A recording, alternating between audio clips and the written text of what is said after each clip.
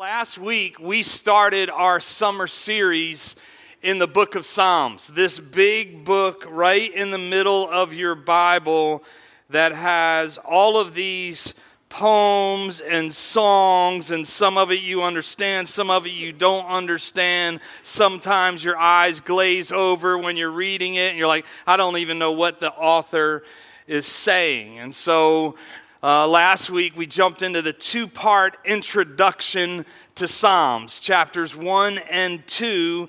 And last week, we looked at chapter 1, which gives us this depiction of two alternative ways to be human. The first way is to live the good life.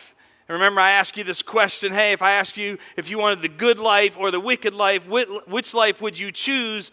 And most people would, in fact, maybe all of us would say, the good life, that's what I want. I want the good life. And so that's a life where things are good with you and God, and you are growing in your love for God and for people. But then we also talked about there's another alternative to live, and that is the ungodly life or the wicked life, which, by the way, we are all born into because of sin.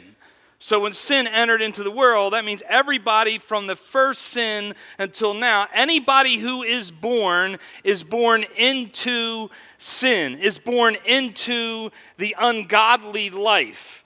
Okay, that's why Jesus is so important, and we'll get to that in a minute.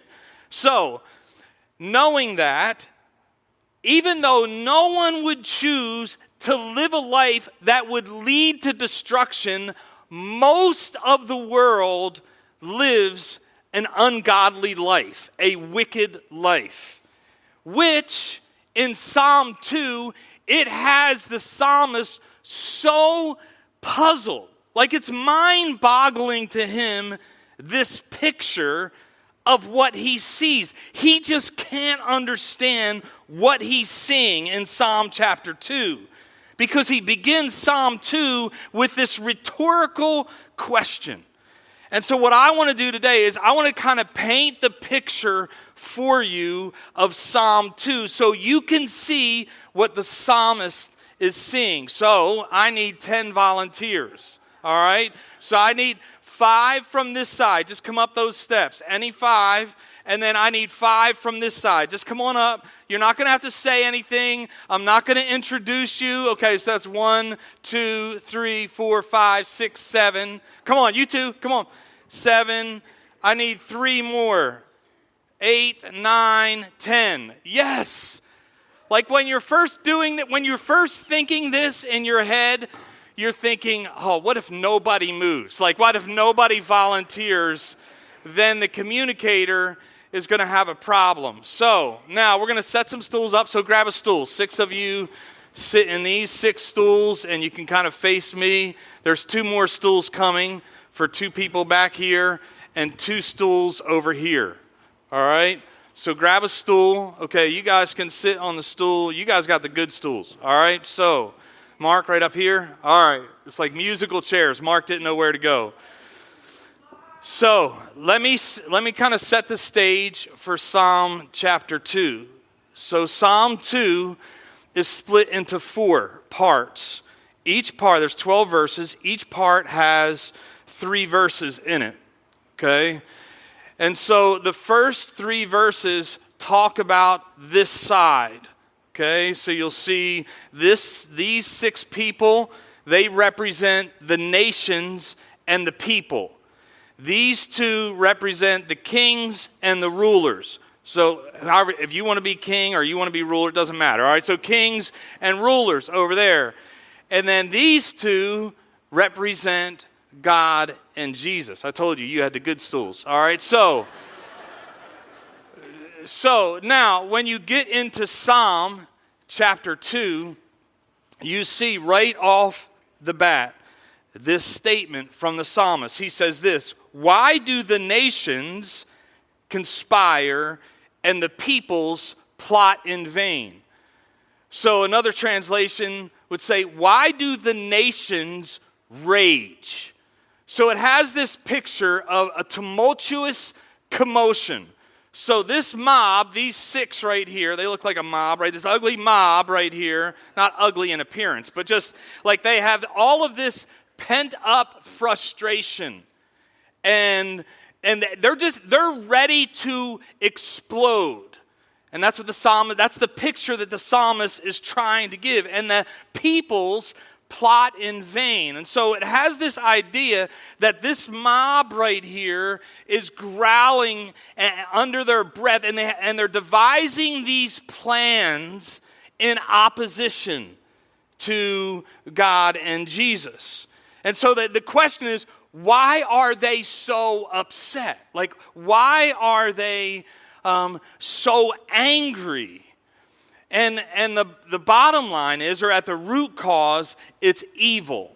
Okay, that's the root. The root is evil. Remember what I said just a minute ago. All of mankind is born in opposition to God. All of mankind. All right, there is none righteous, no, not one. For all have sinned and come short of the glory of God. Okay, so everybody is born in opposition to God. So now I want you guys to all spin this way and face the kings and the rulers. Because although evil is at the base, what is inciting more energy are the kings and the rulers. Because we read this in verses 2 and 3. The kings of the earth rise up, and the rulers band together against the Lord and against his anointed. So you guys can stay right there facing them. So in the Bible, when you see Lord in all caps, mentioned about 6,000 times in the Old Testament, it is the proper name for God, okay? Yahweh or Jehovah. And then the anointed, Messiah or Jesus, okay, is who they are opposed to. Now, this is a picture of mankind whose backs are turned towards God and his anointed. And so the mob, what they're looking at are the kings and the rulers. That's where they're being influenced about their behavior and their attitude. Now, remember the last series we did when we were talking about I Promise in the very beginning, we talked about kings. Kings were the representative of their God to the people, and they represented the people to their God. Okay, so all they're doing is following suit to the kings and the rulers. Now listen. Now this is similar to us today. Like we do this as well. So just think about it. And we learned about this when we were kids. Because as soon as we were born, who do we start looking to as our kings and our queens? Our parents. So from the very beginning, we begin to look to our parents for affirmation, to influence, to give us instruction on how to live our lives. That's why, side note, at 7 Marks, we talk about that you as the parent or grandparent are the primary disciple maker for your kids and your grandkids. They are looking to you about who God is and about who Jesus is. But then as we grow, we continue to bring on more kings and queens other than our parents, superheroes, right? Or we start to look at athletes, or we start to look at celebrities. We begin to look at other people who inform us about the attitudes and about the behavior. We start to dress like them. We start to look like them. We start to even talk like the people that are influencing us. And then watch, then our kings keep taking on different shapes. How about money? We start to look to money as our king, and we do whatever we have to do. We say whatever we have to say in order to make more money. And that dictates our life. Or how about image? And we start to hang with who we want to hang with or who we think we should hang with so that people look at us differently. Well, oh, they're in the in crowd. They're with the pretty people. Oh, look at that. And so we start to make that our God, and it informs what we do. How about control? Some of us are control freaks. Come on. And we make that our God, and we try and control all the environments, all the narratives, so we get a life that we want to have. And so that's what we see here. The bottom line is that all of us are looking to a king. All of us. We all want a king. Because if we don't have any kings or queens or rulers in our life, we don't know what to do with ourselves. We just don't know what to do. We're looking around like, give me some direction, like give me some affirmation for how I'm living my life. We all want kings. You know how I know that? Because we were created by the Creator, the King of the universe. And we were created, watch, to have a relationship with Him, to be led by Him. And so when He is not leading your life, guess what? Whatever king and whatever ruler you put over your life and you choose, that's the king that you're going to follow. And that's what's happening here. This is a picture of mankind where they are following whatever king they have chosen. And here's the message, and we see it in verse 3. Let us break their chains and throw off their shackles. You know what they're saying? We want autonomy. We want to be our own person. That's all of the pent-up energy and frustration of this scene. They are trying to figure out how and what to do in order to get autonomy. We want to be our own. We want to be free. We want to be free from the commands of God. We want to do our own. We don't want to be owned by anybody. We want to have our own truth. I want to find my truth. Right? This is all the stuff that this crew is saying on this side. And like, think about that when we were growing up, right? We just wanted to get out of the house. Man, if I could just be free from my parents. It is a small picture of this autonomy that we strive for. And the end result, like, that seems liberating. Oh, that would seem so freeing. But in essence, it really speaks of some wrong beliefs towards God and towards Jesus. Because what it first says is this, that we question the character and the nature and the purposes of God. We begin to think that God is not for us. That he doesn't love us, He's not for us. We begin to think that He doesn't know more than I know. And He doesn't know what's better for me. See what I'm saying? Those beliefs of trying to break free from God begin to bring up all of these wrong beliefs. And then ultimately we believe that all of His commands are burdensome. It's a bummer to follow God. That's what we begin to believe when we start following kings and rulers of this world with our back turned toward God. Now you guys can spin around. But now the psalmist pivots to the opposite side. And he moves to the two that are now looking back. And the scriptures say this, the one enthroned will make you God, okay? Don't get a big head about it. It's just an illustration, all right? So the one enthroned, all right, in heaven laughs. The Lord scoffs at them. I heard that little laugh there. That was good. He rebukes them in His anger and terrifies them in His wrath, saying, I have installed my king. I've installed my king on Zion, my holy mountain.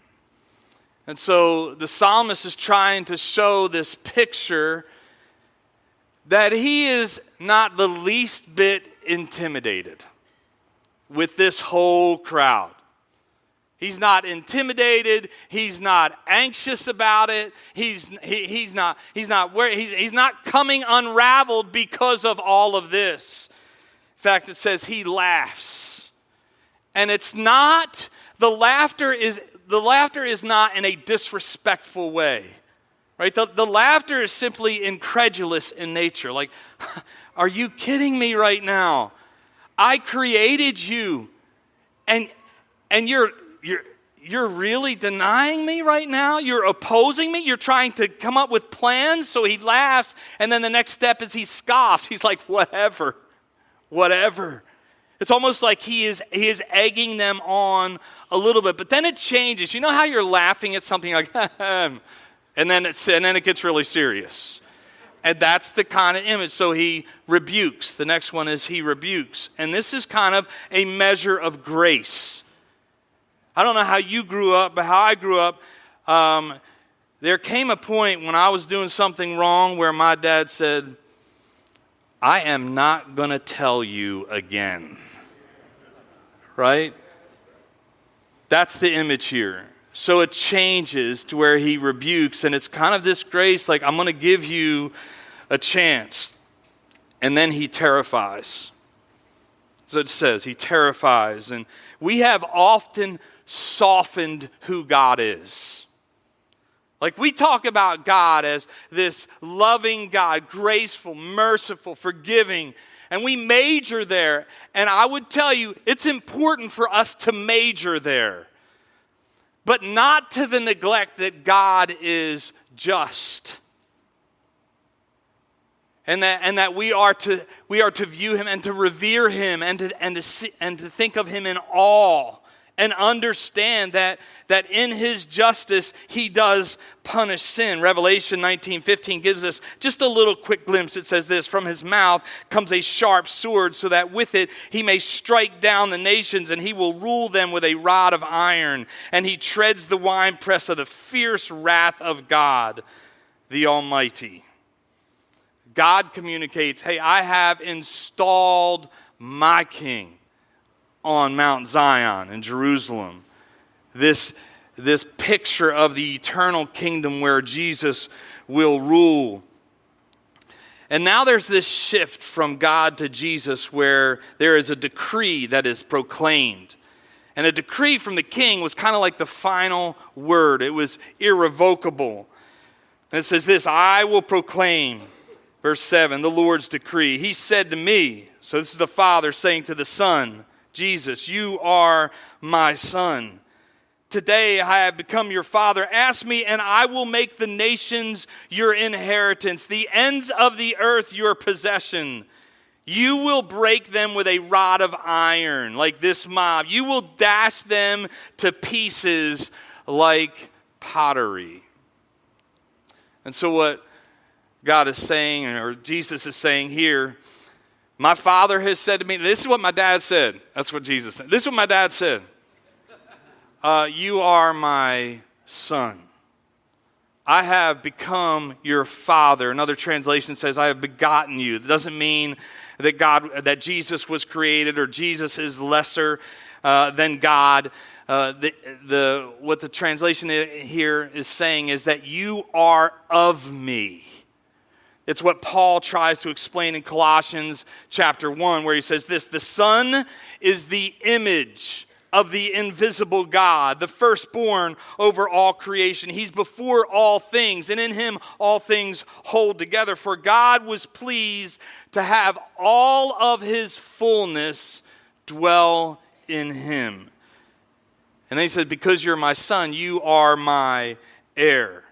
He said, my dad told me to ask him, and he's going to give me the nations as an inheritance, the ends of the earth as my possession. And God can say that because all of the earth is his, as Psalms 24 says. "The earth is the Lord's and everything in it, the world and all who live in it, for he founded it on the seas and established it on the waters. And because you're my Son and you're my heir," the last one, "you hold my authority in your hands." The last line of verse 9 says this: "You will break them with a rod of iron." That's a picture of judgment. "You will dash them to pieces like pottery." It seems like kind of unkind, doesn't it? It seems like that's really harsh. But it's for those who pursue the ungodly lifestyle, the wicked lifestyle. We read it last week. They have nothing to stand on because they are living in opposition to God and his anointed. Jesus was God's predetermined plan to take care of the rebellion of mankind. You get that? So God became flesh and dwelt among us so that he could save us from our sin. God enthroned outside of this picture, looks at this picture and sends his son. So that there will be a day, as it says in Philippians chapter 2. Therefore, God exalted him, Jesus the Messiah, my King, on my holy mountain, to the highest place, and gave him the name that is above every name, that at the name of Jesus every knee should bow. All of these, sooner or later, that's why it's all in vain. Because there will come a day where every knee shall bow and every tongue confess that Jesus Christ is Lord, to the glory of God the Father. So here's the picture. Here's the picture of this mob who is being influenced by the kings and the rulers, all opposing God and Jesus. By the way, if you oppose God, you oppose Jesus. You cannot say you love God and not love Jesus. It's not like I love God and I'm not sure what to do with this man, Jesus, who came to earth and died on a cross. Because to love God is to love Jesus. To worship God is to worship Jesus. The two are tied. That's why when Jesus was on earth, he had all of these bold statements. 1 John 10:30, I and my Father are one. Nobody comes to the Father except through me. If you've seen me, you have seen the Father.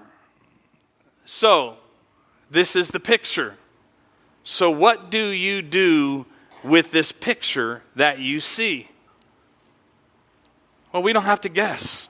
The psalmist tells us. That's where we get into these last 3 verses, starting at verse 10. Therefore, in light of everything that we see, you kings, be wise. Be warned, you rulers of the earth. Serve the Lord with fear and celebrate his rule with trembling. Kiss his son, or he will be angry and your way will lead to your destruction, for his wrath can flare up in a moment. Blessed are all who take refuge in him. So he comes right out, talks to the kings and the rulers who are influencing the people. But he says to this crew, number 1, be wise. Be wise. Pay attention. As opposed to making it up as you go, or opposed to counseling with one another on how to oppose God and be free of him, the psalmist says to be wise. How do you be wise? The world will tell you a lot. I read multiple articles this week about being wise, and it was amazing. Like, you feel it in your gut. Like, just go with your gut. But wisdom, biblical wisdom, is seeing and living from God's perspective. It's seeking God. That's wisdom. That's what Proverbs 9:10 says. The fear of the Lord is the beginning of wisdom, and knowledge of the Holy One is understanding. You get wisdom by getting Jesus. That's how you get wisdom. When you and I put our trust in Jesus, what happens is we are adopted now into the family of God. And what's true of Jesus is now true of me. I become a son, or and maybe in some of your cases, a daughter of God. And so now God looks at me through the death, burial, and resurrection of his Son. And I am empowered now to live a new life as a result of my relationship with Jesus. Now, we might be able to gain some kind of earthly wisdom as a result of being here, but we will never gain the wisdom of God by staying here. So now I want everybody to turn around except for Mark. I want you to stay here. Okay, facing me. Now you guys turn over there to the kings and the rulers because I want you to see something. Now what I just explained is a person that has chosen now to turn their back towards the kings and the rulers of this earth, whoever they may be in your life. And now his allegiance is to God and to Jesus. And now listen to this. This is wisdom. This is how you begin to be wise. You make the decision to follow Jesus, and it says this in Ephesians 5, "For you were once darkness." You had your back turned to God, but now you are light in the Lord. Live as children of light. Remember in Jesus' high priestly prayer right before he was crucified, he's talking to God. And he's like, man, I've done everything that you've asked me to do. And now what I ask you to do for those who choose you, like I want you to protect them from the world. I don't want you to take them out of the world. It's not that they come up and they come over here. I don't want you to take them out of the world. But I just want you to protect them from the world. If we would all come out of the world, then who would be the hands and feet of Jesus to the world? But I want you to see this image. Most of the world has their backs turned towards God. Now you're a follower of Jesus. Your allegiance is here. But now you become light to the world. Wherever you live, work, study, play, and shop. That's who you now become. The hands and feet of Jesus, which Chad was just talking about. So it says this, you are children of light, for the fruit of the light consists in all goodness, righteousness, and truth. And find out what pleases the Lord. His attention, his allegiance is to the Lord. Have nothing to do with fruitless deeds of darkness, which is happening all around him and all around us. But rather expose them, not in a judgmental way, but simply by just being the light where you are. It is shameful even to mention what the disobedient do in secret, but everything exposed by the light becomes visible, and everything that is illuminated becomes light. Our lives should be in such contrast just by who we are. We are illuminating the people around us. That is why it is said, wake up, sleeper, pay attention. We talked about this last week. Pay attention to who you hang with. Pay attention to all the stuff that's coming into your life. And Christ will shine on you. Be very careful then how you live. Not as unwise, here it goes, but as wise. Making the most of every opportunity because the days are evil. Therefore, do not be foolish, but understand what the Lord's will is. And that's why the next words are be warned. Be wise, be warned. And the idea here is the Psalm's like, this is not a game, y'all. This is not a game. Life is not a game. There are two alternatives. You're going to live a godly life or you're going to live an ungodly life. It's one or the other. There's no middle ground here. And the Apostle Paul, just as he expressed to the church at Ephesus, he says this to the church in Galatia. Don't be deceived. God cannot be mocked. God cannot be mocked. A man reaps what he sows. Whoever sows to please their flesh will from their flesh reap destruction. That sounds like Psalm 1, doesn't it? Whoever sows to please the Spirit, from the Spirit will reap eternal life. Let us not become weary in doing good, for at the proper time we will reap a harvest if we do not give up. Therefore, as we have opportunity, let us do good to all people, especially to those who belong to the family of believers. Jesus, again, he is our king. He's our example here. He didn't do anything that his Father didn't tell him to do. He didn't say anything that his Father didn't tell him to say. And when Jesus came towards Jerusalem, the scriptures say that he fixed his face for what God had in store for him, the crucifixion for the sin of the world. He fixed his face. He took seriously what the job at hand was. And the message to us, let's take serious the job at hand for us as followers of Jesus, to do the will of God. Be wise and be warned. And then lastly, the psalmist encourages us to be all in. Hey, let's thank them for being on the platform. You guys can go. You can go. Thank you. You all didn't know you're going to sit here the whole time, all right? So the last point is to be all in. So be wise, be warned, and be all in. He says this, serve the Lord with fear, celebrate his rule with trembling. I'm going to talk about celebrating next week. Celebrate his rule with trembling, kiss the Son. Psalmist is simply saying, hey man, just flesh out what you believe. This is an invitation here. It's a warning. It's a warning that the psalmist gives. Like, now is the day of salvation. Now is the time to get serious about your walk with Jesus. That's what the psalmist is saying. And he's saying, kiss the Son. It has to do with intimacy. It has to do with your walk with him, your love for him, and your pursuit of him. In the waning moments of Jesus' life on the earth, he's talking to his disciples, and he says this, before long, the world will not see me, not in the flesh anymore. But you'll see me. Because I live, you also will live. On that day, you will realize that I am in the Father, and you're in me, and I'm in you. Whoever has my commands and keeps them is the one who loves me. The one who loves me will be loved by my Father, and I too will love them and show myself to them.